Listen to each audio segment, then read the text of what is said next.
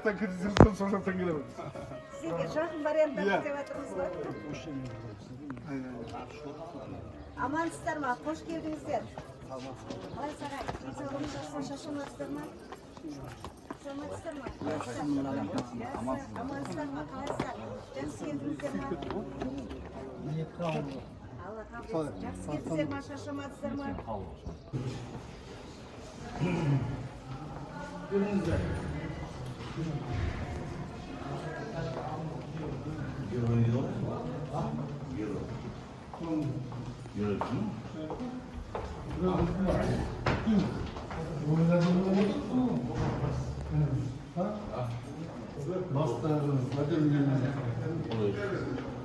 Сондай.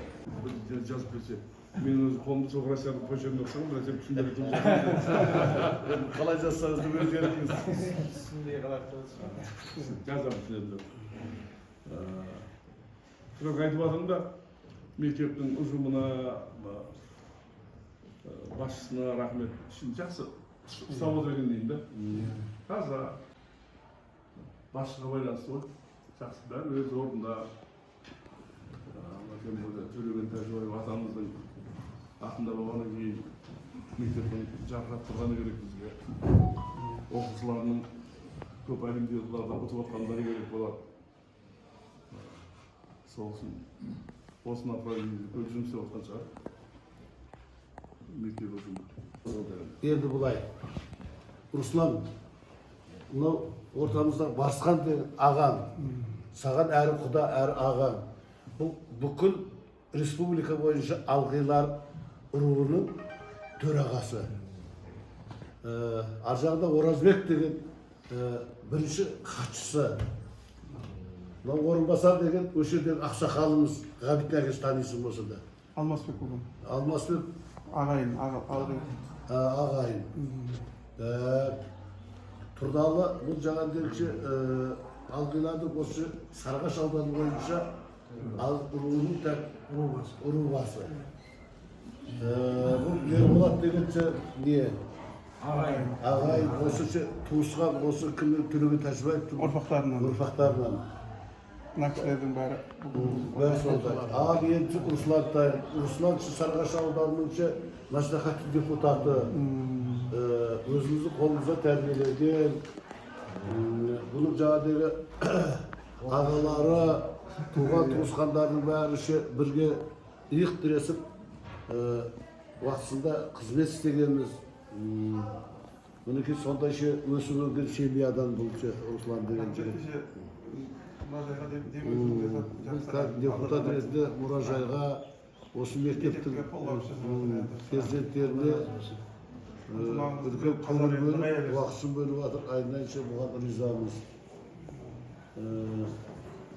Ал енді сенде бір жақтағы ағайындарың бар, сенде Берекеде тұрасың ба, Тәкін, ә? Екеуміз. Абай Сапоз. Ол жаңағы бір Тәкін деген осы біздің өніміз, жаңағыдағы Береке ауылының несі?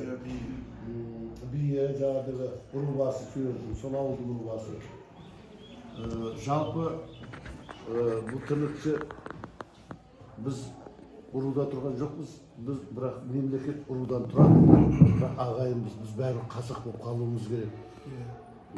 Анау пәленше, ондай мұндай деген әңгімелерді айтуды өте қысқартуымыз керек. Кейдеше біздіңше кейбір ақылсыз ақсақалдарымыз жүз-жүзге бөліп, араларымызға өте үлкен кемшілік тастап кетті, сондықтан біз әлі көтеріле алмай жатырмыз. Бірақ болашақ жастар имандылыққа, осылай адамгершілікке, сыйластыққа, ата-бабаның жолын қуып, осындай әр азамат, ортамыздан әр елден шыққан, әр ауылдан шыққан білімді профессор, академик, білімді азаматтарымызды жүзеге асырып кетуіміз керек. Біз алдыңғы ағалар осындай мәселелермен көп шұғылдануымыз керек. Жанұяда әңгімені де дұрыстап айту керек. Бір-бірімізді жамандамай, жақсы сөз жарым ырыс деп айтқан. Жақсы сөз айтылудың өзінде үлкен мән бар.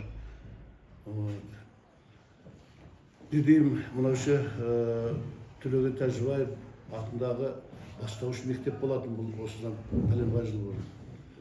Бұл жерде осылар сендердің аталарың істеді, ағаларың істеді. Мінекей осы жердің халқы көбеюіне сәйкес мінекей үлкен мектеп ашылды. Мектептің мінекейше қызымыз басқарып жатыр. Рахмет ұжымға, мектептің тазалығына мінекейше Бәкен ініміз айтып отыр. Мінекей музейлері ашылып жатыр. Ашық қап кеткен проекті де жоқ. Коридорларды мектептерге айландырып, бұрын 2 сменде оқитын болса 1 сменге сиятын қылып, мінекей үлкен не қылдық. Атсалысты осы ағайындар. Біз осындай жақсы өзіміздің көрікті де, мәнді де еңбектеріміздің өмірде артымызда қалған перзенттерімізді жақсы жағынан айтып жүретіндей дәрежеге жеттік деп ойлаймын. Ұжымға бақыт тілейміз, ұжымның ауызбіршілігі мықты болсын. Әрқайсының үйіне Алланың нұры жауып, бақытты ғұмыр кешсін бәрі. Жақсы білімді перзенттерді тәрбиелеуде үлкен еңбектер жасап, солардың нәтижесін олар да біз сияқты үлкен ер азамат болады. Қыздарымыз абыз ана болады, еркек балдары абыз ата болады оларда бір уақытта. Осындай өмір, осылай өтеді шырақтарым. Музейді. Бәрі елге рахмет, елдің арқасында оқыған нәрсе. Жалғыздың ат шықпас, әйелдің шаңы шықпас дейді. Бәрі елдің ағайын туысқанның арқасында. Өте қуаныштымын, көріп отырғаныма. Сол сияқты сол тазалықтың арқасында біздің интеллектіміз жоғары өте. Алғыр болатынымызды, күшті болатынымызды да соны.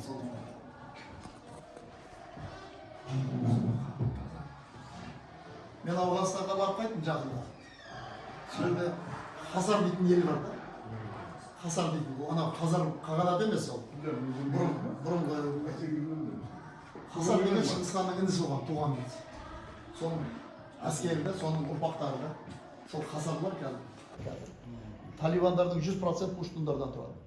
Сол пуштундар өзбек, қазақ, тәжік, түркмен ұлттарының қыздарына вообще категорически оқытпайды екен. Мектепке баруға рұқсат жоқ.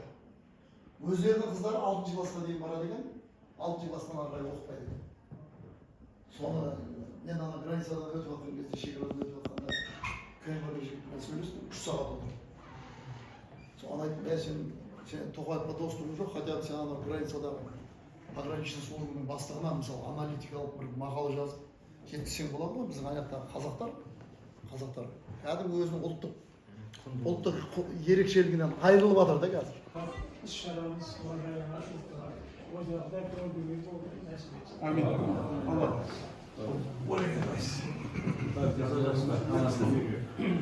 Осындай тұлғаларды, өзіміздің қазақтың батырларын, осындай жастарымызға дәріптесе, бізге қандай мотивация, кішкентай жасөспірімдердің бәрі осы кісілерден осындай тұлғаларды көріп, музейлерін көріп, оқып, плакаттары тұрса соларға ұқсаймын деп, осы Қазақстанды дамытуға әрдайым үлес қосады деген ниеттемін.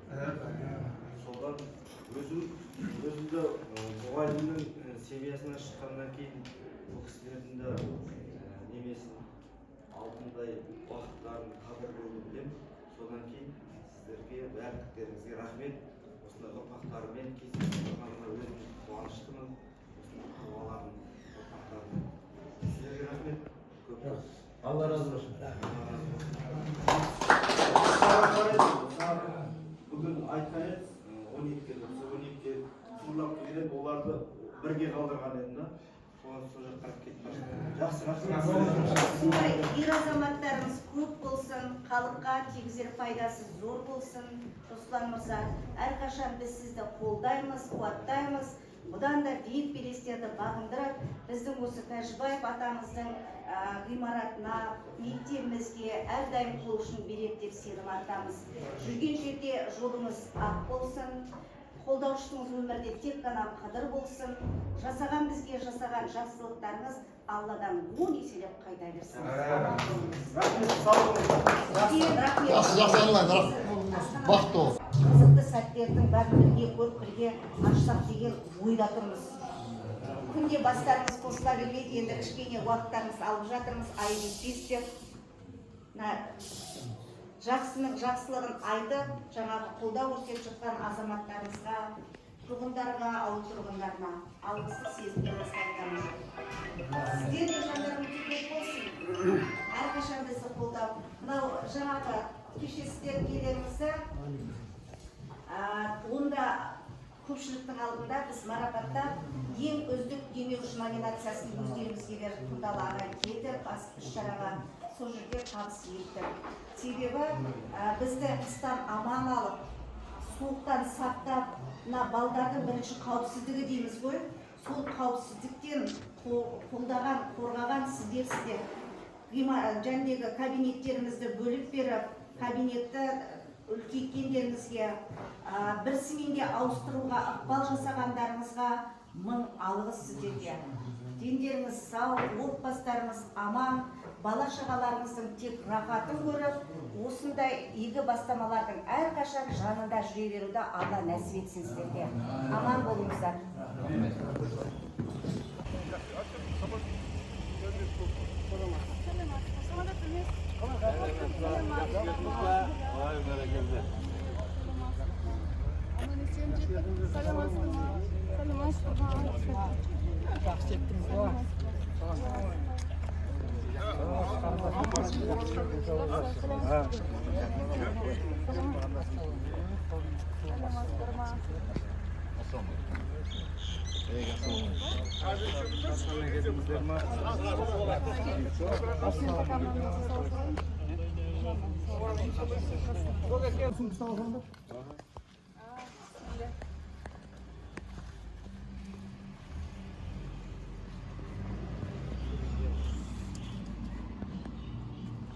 Atamızın basına bir şey koydu basmansa atamızın şövalesi Leyla Tacbayeva yani Mevlün Akınbek profesör ağamız koyup жатыр.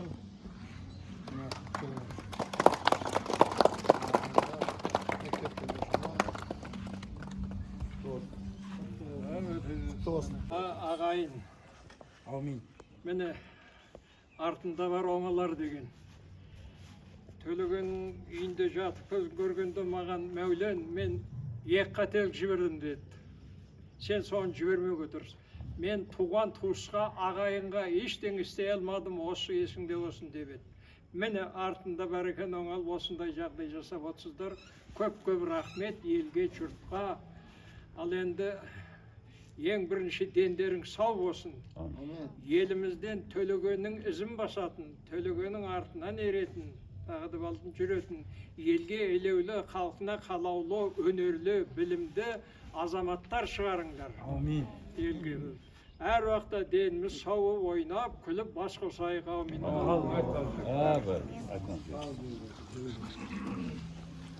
Төлегеннің үйінде 4 айдай жатып отыр.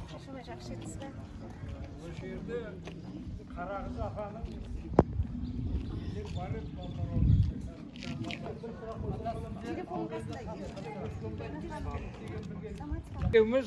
Төлегеннің үйінде барып ол сессияға барып бір апта бірге жатқанбыз. Иә. Үйде. Мен онда қазірдің 3-ші курста оқимын. Қара бала. Қара бала. Атта қайратын еді. Афа болса да білемді көттірі. Бірақ Афаның Төлегеннің кезінде тірі кезінде мен 2 рет, 1 рет келдім Төлеген. Қарағыз апа. Сол курстасыңыз бар әзір тірі. О да ол мен қатары болу керек. Мен 87-ге келдім. 40-шы жылғы ол. Иә, мен қатары болу керек. Мен 39. Соны о да 39 кеше.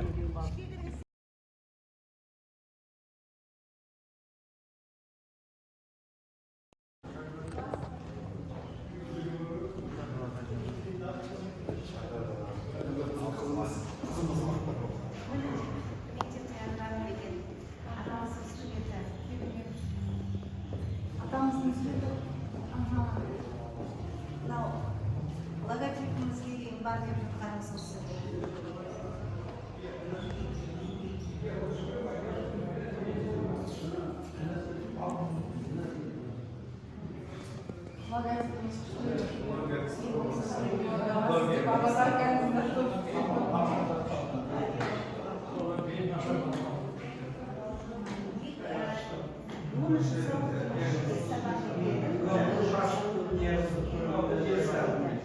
Өмірбаян естеліктері. Неге кетіп бара жатқан кешкі автомобильге өтіп алады.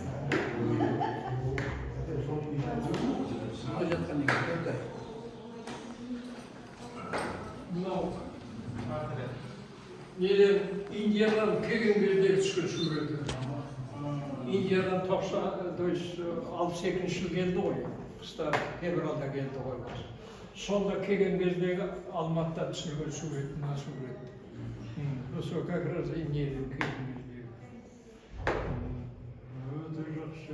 Мәулен ата, мынау мектебіміздің әнұраны, логотипін қойып қойдық, Тәжібаев атамыздың. Бастап келгенімде 12-ші күні өмірге әнұран келді мектептің. 10 сәуір күні мен сапармен келдім бұл жерге 2025-те.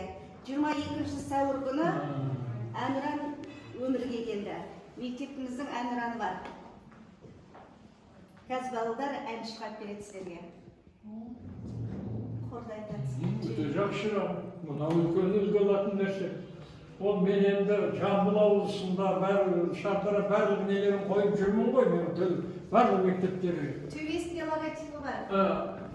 Ана сурет ол бір алғашқысы несі ректор болып тұрған кездегі сурет анау. Неге Казбуға ректор болып тұрған кездегі сурет. Мынау өте, Ләйлә, қандай керемет? Что маған жіберген сөздерін оқыдым. Қандай керемет? Ағаның қандай? Қалып Закаринге кірдім. Бұл 67-ші жылы сол апрель айының басы. Сөйтіп Закаринге кіріп айттым, осындай кеше мен қабірдің басына барып өте қатты қарсы қанша ЦК қаулы шығарып, басқа шығарып, соны төлегендер қолдап 2 томдық шығарып жіберген. Сол томды шығарды деп именно төлегенді ректорлықтан босатқан. Бекмахановты қолдады деп. Өйткені Бекмаханов уже ол кезде түрмеде. Ал егерде ол неғмағанда әлбетте әлі істей беретін еді. Содан кейін қараңыздар, қазіргі мынау Жолдасбек Өмірбек. Содан кейін Сүлейменов, Шымкентте технология директоры. Осының барлығын төлеген жіберген Москваға. Төлеген бірінші курстарда осындай шығатын бір жігіттердің көбісін төлеген жіберген. Кейін мен барып жолыққанда МГУ-ға ауыстырам деп еді, мен орысша нашармын. Ауызша қайда? Сөйтіп мен неғыламадым, болмаса мен МГУ-ға ауыстырамыз деп, мен онда уже төлегенді неғамды 3-ші курстым. Рахмет. Кеше айтқасын, мен бұл ойымай Сарағашта мектеп бар ма? Нұры келді. Өте қуандым. Оның неғымай менің Таразда үлкен немерем бүгін тест тапсырып жатыр. Қой барайын деп кеше келіп, бүгін ертеңгісін Ләйла келеді дейді. Ләйланың парашютпен түсіп келе жатып, адайды орындадың ба? Жески. Иә. Парашютпен түсіп келе жатып, сол орындаған суреті времяда мен кеше бір жерде барып таппадым. Время газетінде сол сурет шыққан. Парашютпен түсіп келе жатып, күйді орындаған. Жүріңіздер көке, Ол жүріңіздер. рекорд. Ешбір парашютті сондай не жасамады. Қандай? Ұжымдас молодой, я смотрю, да? Нет, достаточно много. Ұжым өте.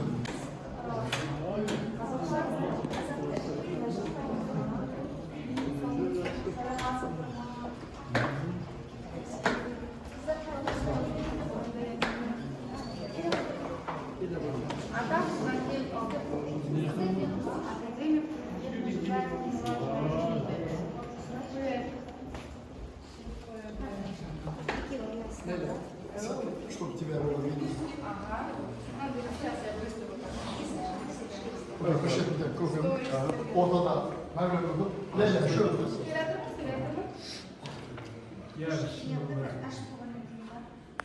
Ölümünün ızvasarları koyuşun. Ya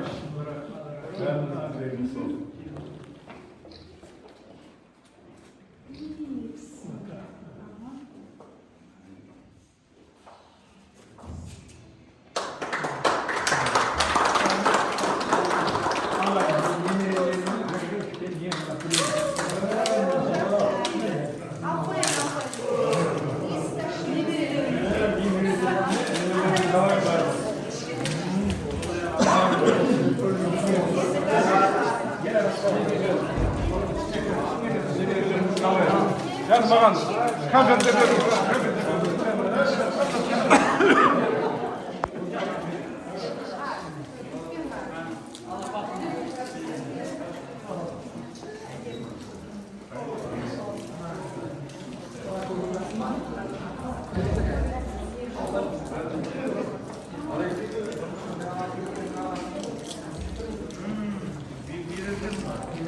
мынау тәжібаев туыстарымен бірге көріп отырсыздар. Тәжібаев Зайыба Азиза апайымызбен бірге. Яғни Тәжібаевтың 1938 жылға өздерінің жора жолдастары жанындағы Азиза апайымызбен бірге.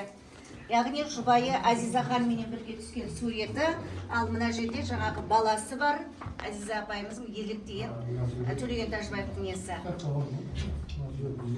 Мынау өз отанын, өз халқын, өз тілін тамаша ұлттық дәстүрлерін жалынды жүрекпен сүйген, өзінің отанға деген сүйіспеншілігін сөз жүзінде емес, іс жүзінде көрсеткен адам ғана нағыз патриот болып саналады деген Тәжібаев атамыздың ұлағатты сөзі бар. Бұда жақта академик Төлеген Тәжібаев атамыздың дүниеге келген жылы өмірбаяндары. өте не еді ғой, бірінсіз балаға айтпан бөлек тамашпайтын еді ғой, күндіз балаға мәулім балаға айтпан жақсы алыс. Мына жақтағы академик жұмыс жасап жүрген студенттік өмірлері, студенттермен кездесулері, сайлаушылармен өткізген кезеңдері, Казгуде жұмыс деген кезеңдерінің барлығын осы қанатқа сыйдадық. Жалпы бұл кейінгі Көп нәрселер жинапсың қызым. кейінгі мына жақтағы елшілік қызметі, бұл суреттерді қоюдағы негізгі мақсатымыз Тәжібаевтың еңбектерін балдар кімдермен қалай жұмыс атқарғандығын дәріптеу мақсатында жасаған еңбек деп түсініңіздер. Ал мына жерді мен қазір бос қалдырып отырмын, мына еңбектері Тәжібаев атамыздың газетке шыққандары, мақалалары барлығы, кітаптарының барлығы бізде бар. Ал мына бос мені қалдырып отқаным, бұл кісінің біз білмейтін қыры бар екен, аңшылық қасиеті де бар екен ол кісінің. Сол заттарын бүгін қазір Ләйлә ханым алып келіп отыр. Сіздердің алдарыңызда осы жерге қоямыз деп бір ящикті арнайы қалдырып отырмыз. Дұрыс.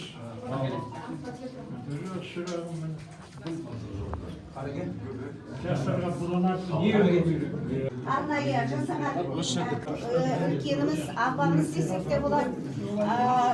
Сәуле деген апайымыз біздің Ыбырай Алтынсарин медальдің иегері, шебер педагогымыз бар ішімізде. Одан кейін Рабиға деген апайымыз мектебіміздің психологы, Сәуле апайымыздың ізбасары, мектебіміздің кәсіподақ комитетінің төрайымы Зухра ханымыз, жаңағы сіздерді алып келіп қызмет істеп жүрген Еркін деген мырзамыз Ереке, Әлшер деген мырзамыз бар, Нұрлыбек деген біздің өзіміздің жаңағы еңбектерді өңдейтін барлық шараны Ержан деген азаматымыз бар. Осы әріптестерімізбен дүниені сіздердің арқаларыңызда ашып отырмыз. Барлықтарыңызға алғысым шексіз, алтын уақытты қиып, бізбенен ой бөлісіп, ойымызға ой қосып отырған ағаларымыз аман болыңыздар. Жақсылықтарымыз тек Алладан еселеп қайта берсін, жүздеріңіз жарық, елдеріңіз сау болсын. Амин. Өте қуаныштымын. Құтты болсын өздеріңізге. Қол жамалақтау.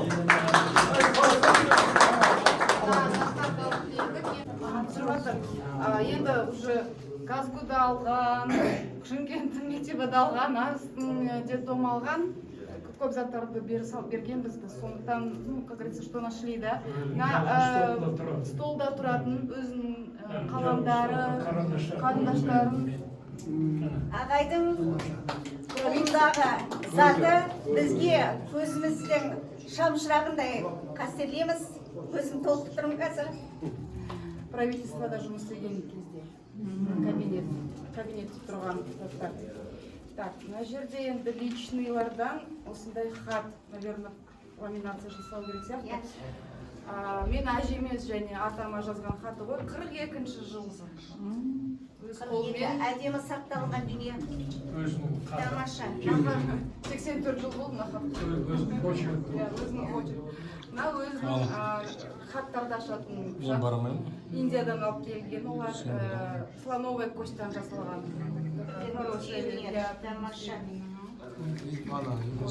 Тоже кабинетте жататын. Мынау охотничий членский билет өздері. Адам аңшы болған, двухстволкамен аңға шыққан, тут все написано, задокументировано. Соңғысы ғой, қайтқан күніне 1 жыл қалғанда алған. Охотничий билет, фотосы барна енді. Он вообще визиткасы да, елшілік қызметте болған кезде Үндістанда. Елшілік қызметтерінің барлығына бейнеледік біз. Сол кезде визитка, я. И өзінің авторефераты. Докторлық диссертациясы. 62-ші жыл қорғаған жұмысы. Мынау сіздердің беріп отқан, бізге берген аманаттарыңызды көзіміздің қарашығындай сақтаймыз. Ұрпақтан ұрпаққа жалғасын тауып, Құда қаласа мына музейіміз кеңейе берсін, іші жақсылыққа тола берсін. Осы жердегі білім алып жатқан әрбір ұрпағымыздың жалғастырушы шәкірттеріміз Төлеген Тәжібаевтай болса, жаман болмайды деп айтамын. Әрбір ғалым, академик болуға Алла нәсіп етсін. Мынау заттардың барлығы сол бағдарға сөйтіп, Құда қаласа үміттерімізді ақтаймыз деген сеніміміз мол. Наны біз Мынау столында тұратын, жазу столында, карандаш нелерді мен көргенмін. Енді музейді ашамыз деп біз ниеттеткен кезімізде бізге ең бірінші рет бізге қасы келген сол тасты осы неге мұражайға алып келіп орналастырдық. Міне.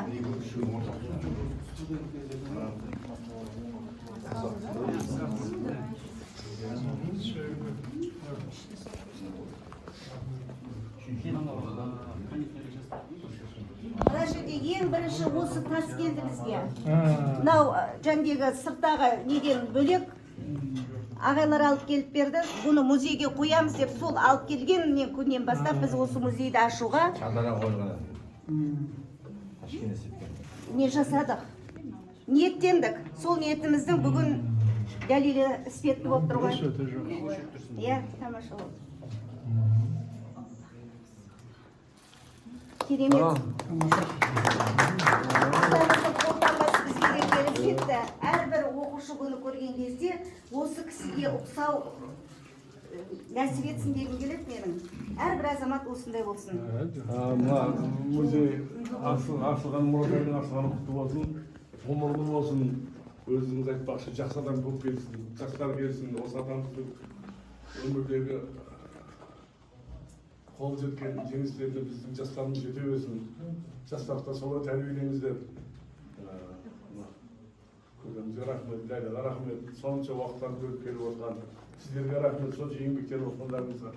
Енді халық әр уақытта қолдаймыз, қолдан келген көмегімізді береміз, Құдайға шүкір. Осы жерді жандырып отырсамыз. Үміттеріңізді ақтаймыз. Бізде өздеріңіздің қолдауларыңызбен активизалыңыз бар, сол жерде. Арқасын бұрсаңыздар.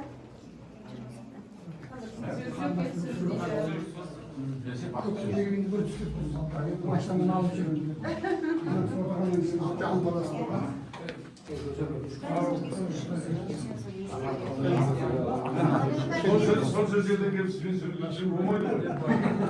Суретке Көмек бар. Сиямыз бар. Орта. Біздің жігіттер Ата келді. Былай тұра бересіздер. Енді бір сен сиямыз, иә. Жерге осы жігіттер жас балалар алмас десе. Ойды берген.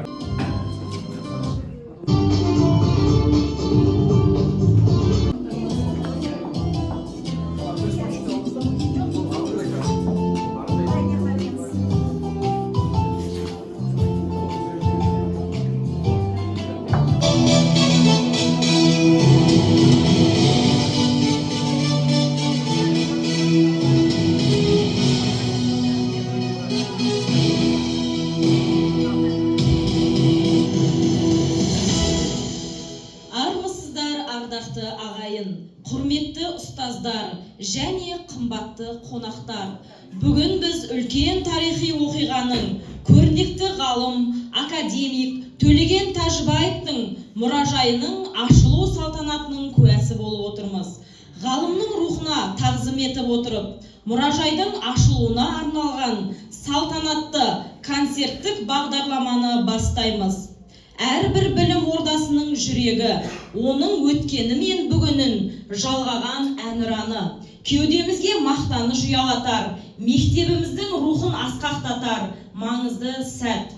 Концерттік бағдарламаның шымылдығын мектебіміздің әнұранымен ашуға рұқсат етіңіздер.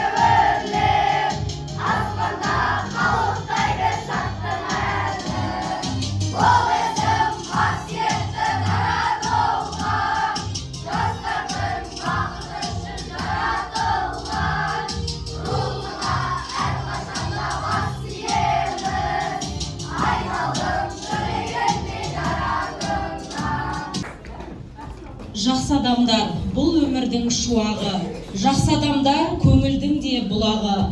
Академик Төлеген ағамыз да айналасына нұр шашқан, артына өшпес із, өнегелі сөз қалдырған нағыз жақсы адам. Бүгінгі мерекелік кешімізді ашып беру үшін сахнаға мектебіміздің директоры Абылайба Жайна Ақсадыққызын шақырамыз. Қайырлы күн, құрметті қонақтар, ұстаздар және оқушылар. Мынау бүгін мектебімізде үлкен тарихи оқиға болып тұр. Жаңа өздеріңіз көргенде мектебімізде Сарыағаш ауданы бойынша 2 мектепте әнұран бар. Біріншісі осы Төлеген Тәжібаев мектебінде, екінші Бауыржан Момышұлы мектебінде. Сондықтан біздің оқушыларымыз бақытты. Осындай Төлегендей Тәжібаевтың ұрпақтарын жалғастырушы балаларымыз өте бақытты деп сезінемін. Мынау бүгінгі ғимаратта мұражайымызды ашу салтанатына қош келдіңіздер. Әрқайсыларыңыздың отбасыларыңызға амандық, дендеріңізге саулық, жүздеріңізге күлкі, қуаныш, мықты денсаулықтарыңыз болсын. Бүгінгі салтанатымызды ашық деп жариялаймыз. Қош келдіңіздер.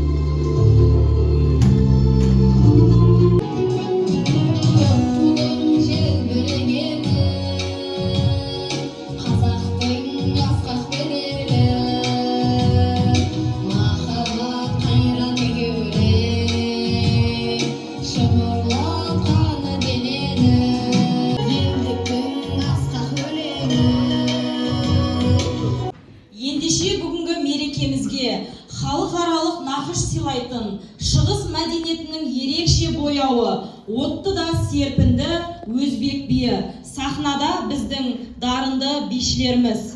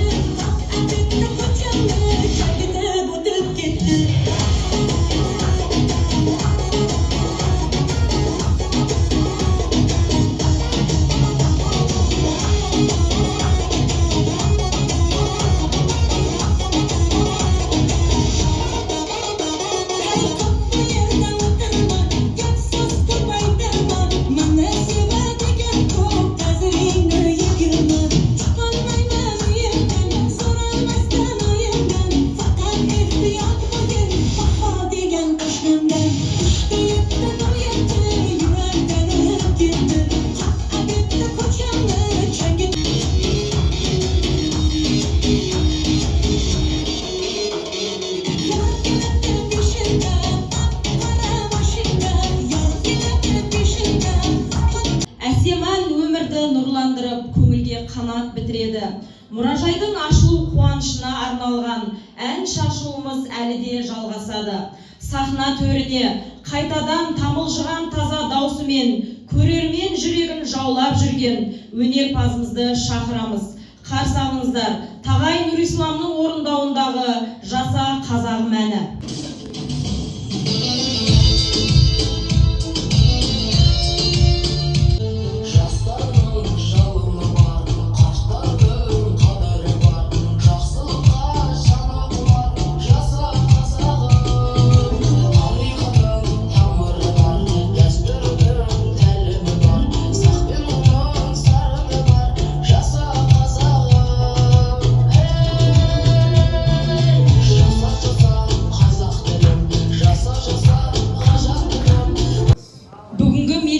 Кешімізде өздерінің жылы лебіздерін білдіру үшін құрметті қонақтарымыз Барысқан мырза, Мәулен мырза, Орынбасар мырза, Ләйла ханым, Оразбек мырза және Дарханбаева Ләйла ханымды сахна төріне шақырамыз. Сөз кезегі өздеріңізде.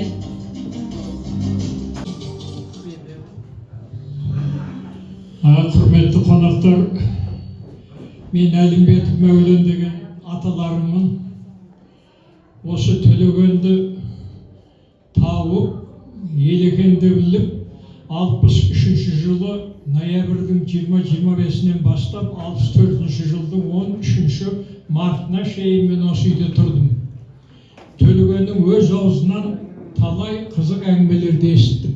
Соның бірі бұл қалай Төлеген 17 жылы ашаршылық кезде мынау Шардараның аржағында Байырғұм, Сүткөл деген жерлерде Қоңыраттың Алғи руының мекені. Сол жерде халық босып кеткен бір үзім нан үшін. Сонда әкесі, шешесі, Аманғыз әпке сонда Қарашашев 12-13 жасында, Төлеген 17 жаста, інісі 3 жасар босып келе жатып, ең бірінші інісі қайтыс болады. Содан кейін мамасы қайтыс болады, содан кейін әкесі қайтыс болып, Қарағыз әпке екеуі Арыспанан Шымкенттің арасында темір жолдың маңында келіп, жүре алмай бұралып жатқан жерінен Кабанов деген стрелочник тауып алып, үйіне апарып, асырап, Төлегенге өкіл әке болған. Мені бұны мен өз ауздан естіттім. Өзі маған айтты. Сөйтіп барып, мына Төлеген қайтыс болғанда Кабановтың үлкен баласы пенсия алды сол үшін. Ал енді Кабановтың бір ерекшелігі өз балаларын оқытпай Төлегенді оқытқан. Төлеген бірінші Шымкенттің қасында Жаңаталап деген ауылда Мангелдин деген Елбайдың Лениннен бір курс төмен оқыған Шымкентте көшесі бар. Сол кісі 18 жыл 2 жылда мектеп ашады. Төлеген сол разъездің қасында қырдың үстінде қоржын қылып салған мектептің есігін ашқан 1-ші класста дейтін еді. Бұл 18 жылы. Кейін мен үйдегі аталарым сол ауылдың қызы, Елбайдың қызы. Бақтыбай Шабандоздың ауылы. Осыны естіп, мен Шымкентте бітіріп пединститутта істеп жүрген кезімде 67 жылы мен осыны барып Ташеновқа айттым. Ташенов онда ол Соковның несі. Ойпырмай, мен сондай деп сөйтіп, сол мектепке 67 жылы мен Төлегеннің атын қойғыздым. Қазір Жаңаталаптағы мектеп 81-ші мектеп қалады. Мені Төлегеннің ең басқа да әңгімелері көп, қарақтарым. Өзі Қазақстанда ғылымның аталары бар. Мен де жасым емес, 87-ге келдім, Құдайға шүкір, осы Төлегеннің. Жалпы психологияның, педагогиканың атасы Төлеген, қазақтың. Ал математиканың атасы Жаутепов пен Ибрашев. Бүкіл ғалымның атасы Қаныш Сәтбаев. Ал физиканың атасы Жабағы Тәкібаев пенен Парқат Полатбеков. Осы секілді бұл қазіргі бүкіл психологияның негізін салған Төлеген Тәжібаев. Енді әлбетте үйінде 3-4 айда жатқанда көп нәрселер айтты маған. Мен Төлегеннің бірақ нәрсен айтайын, үйіне ең алғаш келгенімізде мен әзір жеңгеме көмектесемін деп жаңағы кухняның анамды әкеп жүргенімде Мәулен Балақаев, отыр шырағым, ең үлкен қонақ сенсің. Мен есіңде болсын, ғылымға тағы бір Мәулен келу керек деген сөзді ешуақта есімнен шықпады. Енді оны толық ақтадым ғой деп айта алмаймын.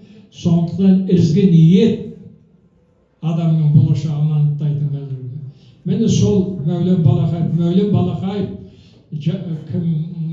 экономист үшеуі Жамбылдың педучилищесінде бітіріп сөйлеу мұғалім болып қалған. Сонда үшеуінің ортасында бір бейқасам шафан болады екен.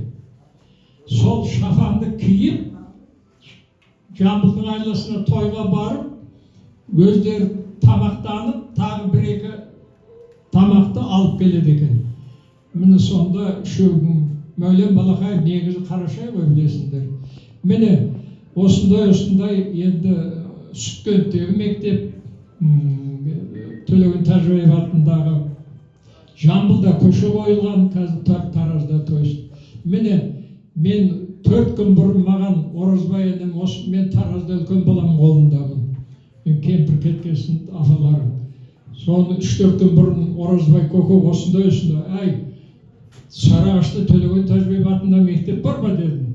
Ойбай көке бар осындай деп, содан кейін қандай болар екен, бүгін үлкен немерем тест тапсырып жатыр. Соны қайда қаям дегем, жоқ, Шымкенттегі бір-екі жігіттер, Кенжеған да басқа кімдер барысқан. Көкел, сіз Төлегеннің көзін көрген сіз ғана. Төлегеннің тәрбиесін алған сіз ғана. Сондықтан әр жоса барыңыз дегесін кеше бір кіші балам үйіне келіп, бүгін міне орталарында отырмын, қарағым. Мен енді көп шетелдерде болдым. Аспирантураны Москвада бітірдім, кандидаттықты Москвада қорғадым.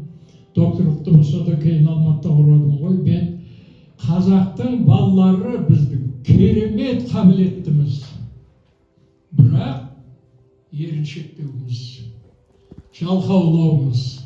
Міне мектеп педагогтарын айтарым, осыны төмендетуге тырысуымыз керек. Ал енді мектептің коллективіне бірінші рет келіп өте қуанып отырмын.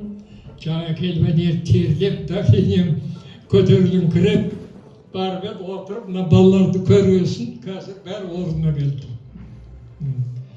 Міне қарақтарым, мына мектепке тілерім, мектептерімнен Төлегеннің ізін мен жүретін, елге елеулі, халқына қалаулы, өнерлі, білімді жастар шықсын. Соған жағдай жасаңыздар. Дендерің сау, аман есен болыңыздар. Әр уақытта жақсылық болсын.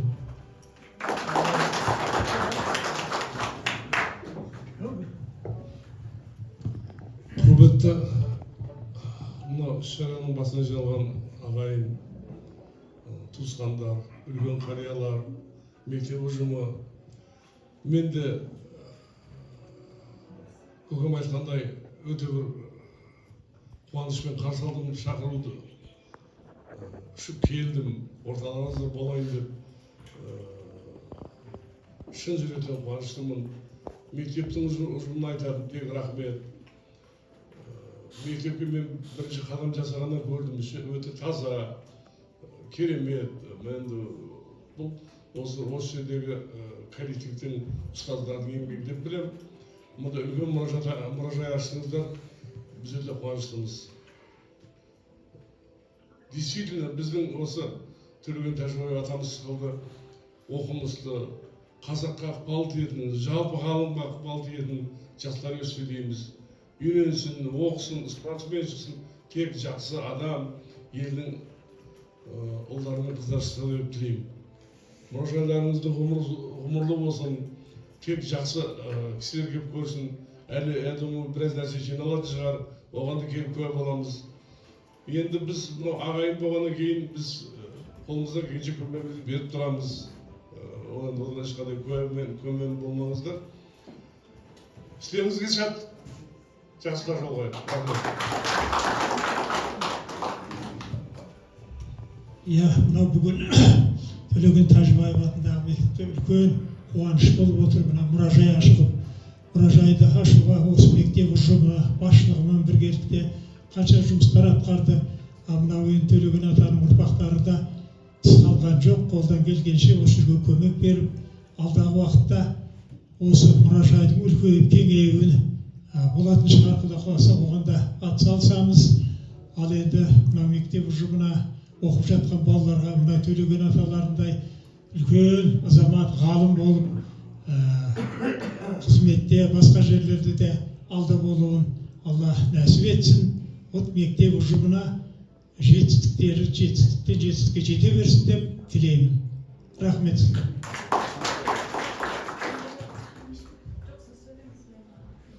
Саламатсыздар ма? Бүгінгі мынау қонақтар, осы іс-шараға қатысушылар. Мен Дарханбаева Лейла Орынбайқызы болам. Сарыағаш ауданында, жалпы мынау Түркістан облысында құқық қорғаушы, адам құқығы жөніндегі өкілдіктің мүшесі болам. Жалпы адам құқығын қорғаймын. оның ішінде осы мектептегі ұстаздардың құқығын қорғап жүрген адаммын. Отбасындағы әрбір үйге кіргенде тәртібі мен тазалығы босағадан аттағанда белгілі болады демекші. Мынау мектептерімізде бізде көп үлкен ауданбыз, неше түрлі мектебіміз бар. Соның ішінде осы мектеп академик Төлеген ағамыздың атында өзі заты да сай осындай әдемі керемет мектебіміз бар. Бұл мектепте бірнеше іс-шаралар өтіп жатыр. Мектептің басшысы Жайна ханым және де ұжымдар әрбір іс-шарасына қатысып жүремін. Әрбір іс-шарасы адамға, мына балаларға үлгі, өнеге боларлықтай іс-шаралар өткізіліп жатады. Қазіргі өнерлі балаларымыздың көрсеткен өнерінің ол бір пәтердің бір шетіндегі бір үзімін көрген сияқты болып отырсыздар. Бұл мектептің не бір балалары бар, өнерлі балалары бар. Осы мектептің гүлдей жайнап, әрбір кабинеті, коридорына дейін гүлдей жайнап отырғаны, ол осы ұжымның жүрегінің, көңілінің гүлдей жайнап тұратын нышаны деп ойлаймын. Төлеген ағамыздай бізде қазақ ұлтында көп академик, оқымысты жандарымыз көп болған. Бүгінгі мына ағамыздың сөзін естіп отырып, атаңның көзі кетсе де дейді.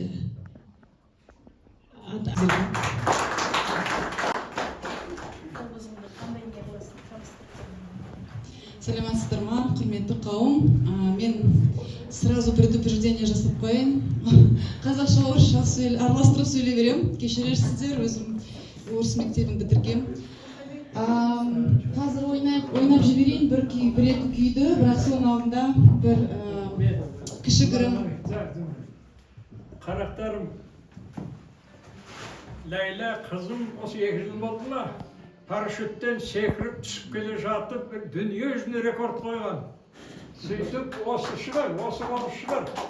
Осы қоғызғаны жер биікті орындаған. Ол сурет Время газетінің 2 жыл бұрын менде қиындысы бар еді, кеше үйге не қылады табамадым. Мен мектеп көшірмесін жіберем. Время газетінде қақырып алып келе түсіп келе жатқан несі бар. Бұл бірде-бір неде болмаған. Бірде-бір халықта парашютпен секіріп келді. Міне сол қобыздікі. Міне қызымның. Одан кейін қызым 12-ші жылы Голливудта скрипканың 6 медалін алған.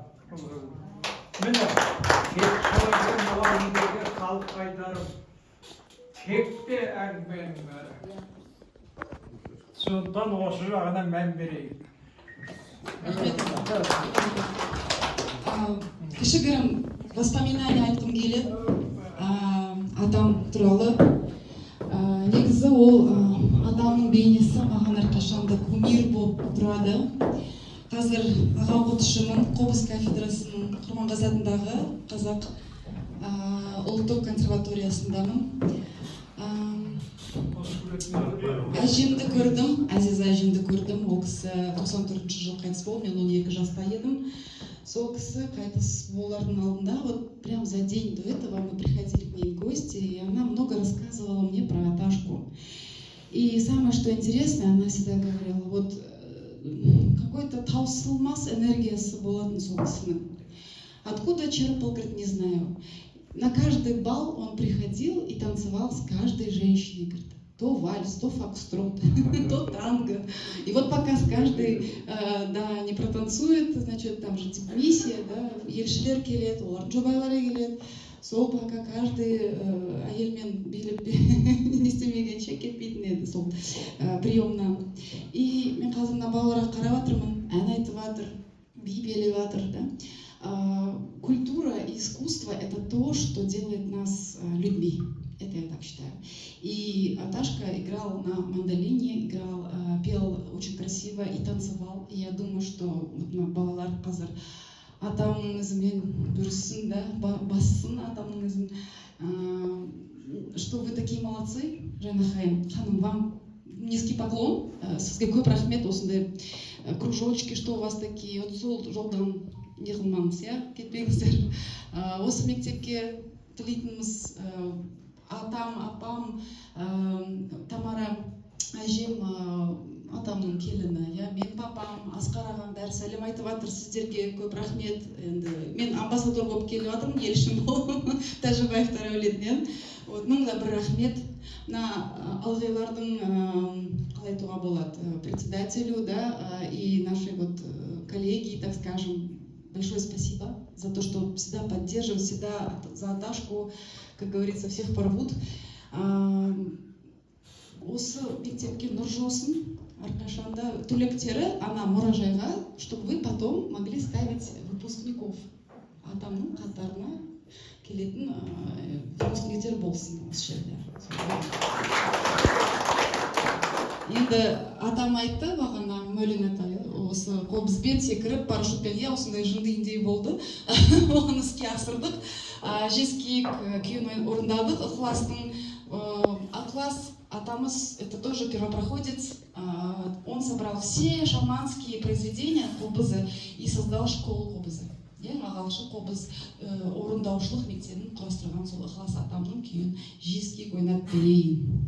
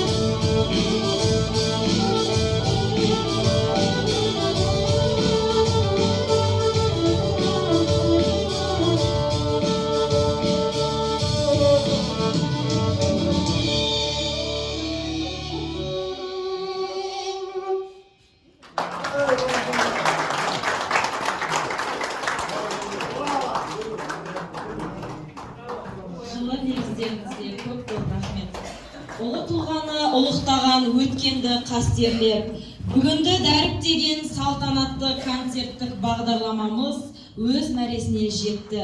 Төлеген Тәжібаевтың мұражайы жас ұрпаққа ғылым мен білімнің, отансүйгіштіктің шынайы мектебі болсын. Келгендеріңізге ықылас қойып тыңдағандарыңызға көп рахмет. Кездескенше күн жақсы.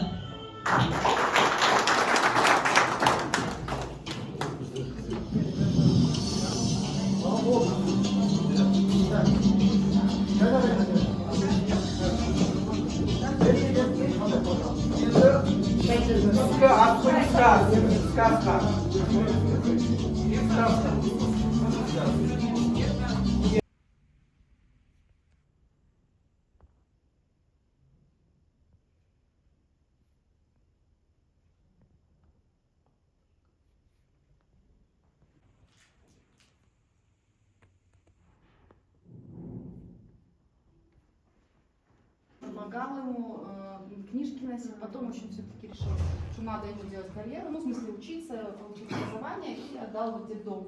Потому что детдомнан уже сразу, а там техникумға түсті. И вот там, кстати, с Жекой познакомился, и дальше уже Ленинград, но деп мужики Это вот Гульбана Ажи, это его свекровь, Инесса. Это Айтатимка, это доктор Апайка, это вот, короче, Ажекины сестры и братья.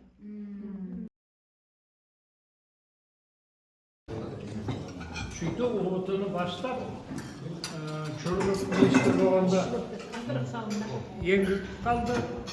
Содан кейін кім, 4-ші жыл еңгілші ғой. Енді әлбетте отының жақтары көп еді, бірақ жаман жағына бет бұрып кеттік. Отының жаман жағына бет бұрып кеттік. Дұрыс айтасыз. Мектептің. Сондықтан бердегі мектептің ол несінде емес, именно мұғалімдер жұмыс істейді, қалай жұмыс істейді. Содан кейін мен 2005-те Түркістан университетін аттап Шымкентке келіп, университетке барған жоқпын. Содан ағаларым қазақ тілі әдебиеті, Амантөре Исақұлқызы деген ақын сол кісі. Екеуміз үйде мектеп, бір официальный емес. Сөйтіп 2006-та бастадық, кеше 2019-да аяқтағанша 51 алтын белгі шығардық. 400-дей адамды грант қылдық. Өйткені математика, физика, химия, биологияны мен жүргіздім.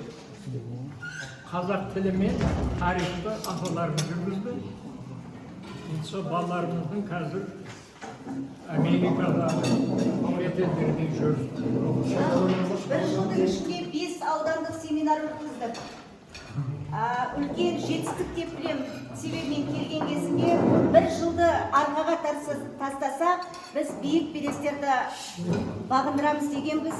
Сол ұжымымыздың арқасыменен біз Құда қаласа сол биікке жеттік деп есептеп отырмыз. Бұдан да биік шыңдарды бағындырамыз Құда қаласа. Сіздің жеткізген алтын белгіңізге бізе жете береді. Қызым осы дарын мектебінде пединституттан келіп кандидат хизметіне оқып келіншек директор болды ғой 2 жыл. Иә. Мен сонда келіп алтын белгілер дайындап, 1-ші жылы 3 алтын белгі, 2-ші 5 алтын белгіні шығарып бердім ғой. Ол мен алып келіп, осы жердегі дарын мектебінде. Сіз біздің мектепке жиі-жиі келіп тұрсаңыздар. Заведующий кім еді ғой? Мәулен көке, жұғызды болсын деген. Мәулен көке, бір әңгіме, Жайна Абсадыққызы, мектептің ұжымның коллективі, баршаңызға рахмет көп. Біз Тасботанда Алғията кеселесін салып жатырмыз. Бүгін біз жарық келді бізге. Сондықтан Барсан көкеміз барып жылы жарықты салтанатты түрде жағуымыз керек. Жарық түсіп жатыр, Төлеген Тәжібаев атамыздың мұрағаты ашылған. Сондықтан біздерге рұқсат беріңіздер. Біз онсыз да уақытымызды кешігіп қалдық. Burası ruhlarla tecrübe Kur'an'ı okusun Ерболат молда ініміз Қандай әдемі күні бас қосып жатырмыз ғой. Бірінші Арапа күні, екінші дәл осы сәтте мұражайда ашып жатырмыз. Әрқайсымыз ақ тілегіміз, ақ беліміз періштенің құлағына шалынып, атамыз біздің бір аунап тұрды деп есептеп тұрмын. Жақсылықтарыңыз әрқашан Алладан еселеніп қайтсын. Сіздердің қолдауларыңызбен біздің ұжымның қолдауының арқасында бітіп жатқан дүниелер бұлар. мына ғимаратыңыз Құда қаласа үлкейе берсін. Сіздер әрқашан бізге қолдау көрсете беріңіздер. Қалталарыңыз әрқашан қалың болсын, отбасыларыңыз аман болсын. Мынау әрдайым Төлеген Тәжібаевтың басына келіп, мектебіміздің ғимаратында оқушыларымыздың жетістігін көріп, мақтанышымызға мақтаныш қоса беріңіздер. Мәулена ата, сізді жиі шақырып тұрамыз. Жаңағы өзіңіз дайындағандай шәкірттер біздің де мектебімізден шығу керек, ғалым болу керек, академик болу керек, Құда қаласа. Ниетіміз сонда, Құда қаласа осы ниетімізді Алла тағала көріп отыр деп есептеймін. Ауыл жұртына да үлкен рахметтік сезімді білдіремін. Кеше қолдап қуаттап бізге мұғалімдеріміз мамық орындықтарда отырсын деп орындықтар сыйлап жатыр. Оның өзі де үлкен мұғалімге деген сый құрмет деп білемін. Ауылдың тұрғындарына да алғыстық сезімді білдіремін. Осы алдағы келе жатқан каникул кезінде мына памятникті осы алда келе жатқан каникул кезінде мына памятникті реставрация жасатып береміз. Реставрация жасатамыз.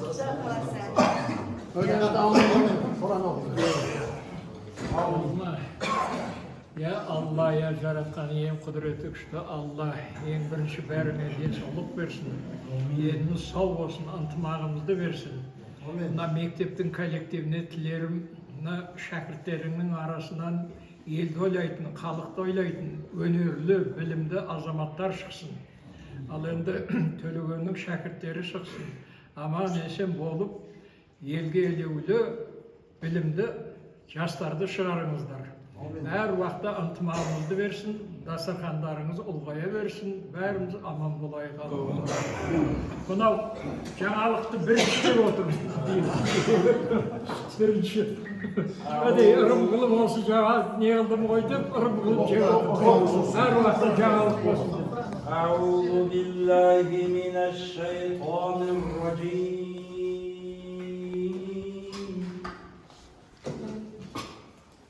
بسم الله الرحمن الرحيم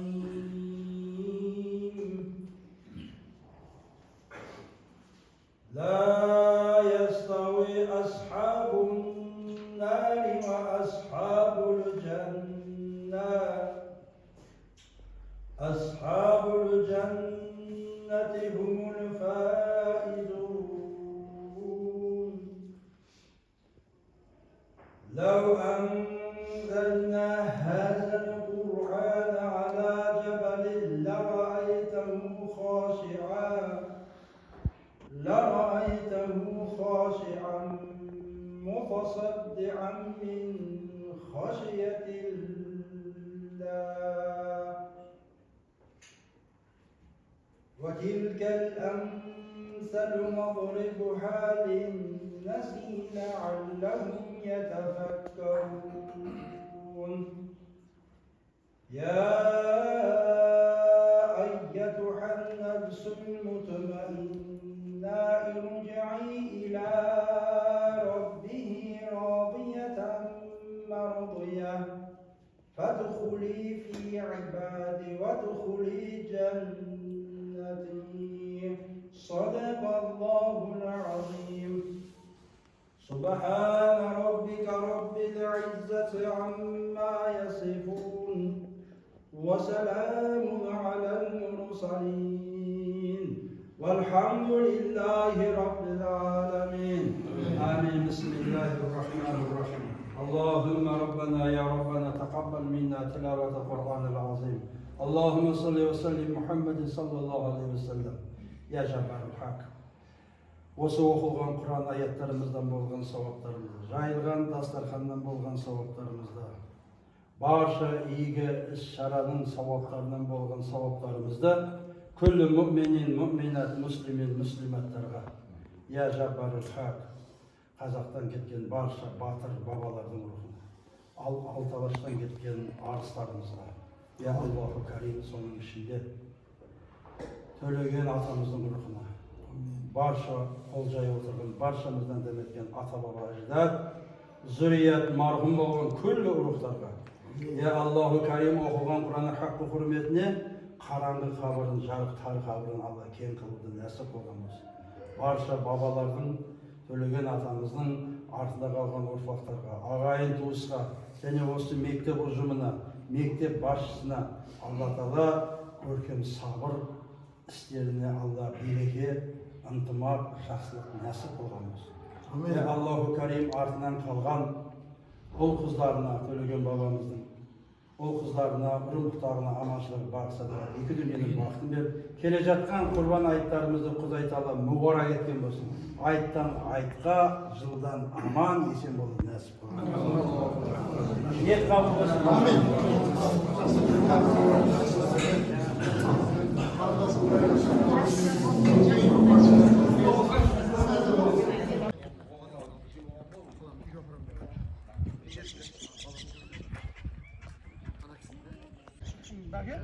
Сіздерге шешеммен жолдан машина тастап арғы бірге кетсек жақсы ба? Рахмет